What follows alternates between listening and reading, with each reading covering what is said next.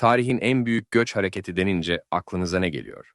Yaklaşık 4000 yıl boyunca 7 milyon kilometre karelik bir alanda gerçekleşen Türk göçleri, insanlık tarihinin en etkileyici yer değiştirme hikayelerinden biri. Hmm, Bu rakamlar gerçekten çarpıcı.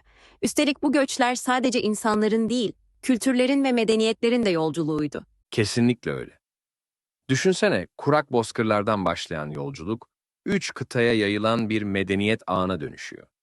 Kar fırtınaları, kıtlık ve sürekli Moğol tehdidi altında yaşayan insanlar her defasında yeni bir umuda doğru hareket ediyorlar. Peki bu kadar geniş bir coğrafyada nasıl organize olabilmişler? Yani düşününce inanılmaz bir lojistik başarı. İşte burada Türklerin en önemli avantajı ortaya çıkıyor. At.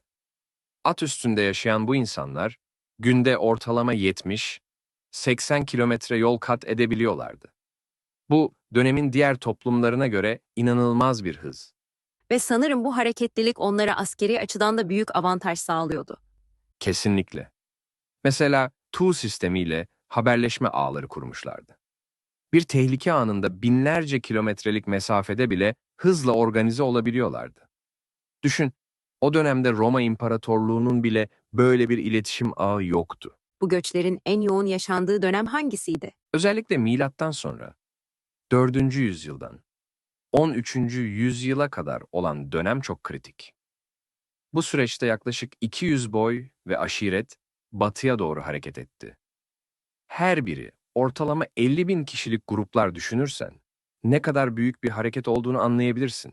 Yani aslında modern dünyanın şekillenmesinde çok büyük rol oynamışlar. Öyle ki mesela İpek yolunun güvenliğini sağlayan da bu göçebe Türk boylarıydı. Ticaret yollarını kontrol ettikleri için Doğu ile Batı arasındaki kültür alışverişinde de kilit rol oynadılar. Peki ya kültürel miras? Yani bu kadar hareket halinde olan bir toplum nasıl kalıcı eserler bırakabildi? İşte bu çok ilginç. Göçebe olmalarına rağmen gittikleri her yerde muhteşem mimari eserler bıraktılar. Bugün Semerkant'tan İstanbul'a kadar uzanan coğrafyada binlerce Türk eseri ayakta duruyor. Ve sanırım dil konusunda da benzer bir etki söz konusu. Evet, bugün dünyada yaklaşık 220 milyon insan Türk dillerini konuşuyor. Bu diller Sibirya'dan Balkanlara kadar geniş bir coğrafyaya yayılmış durumda.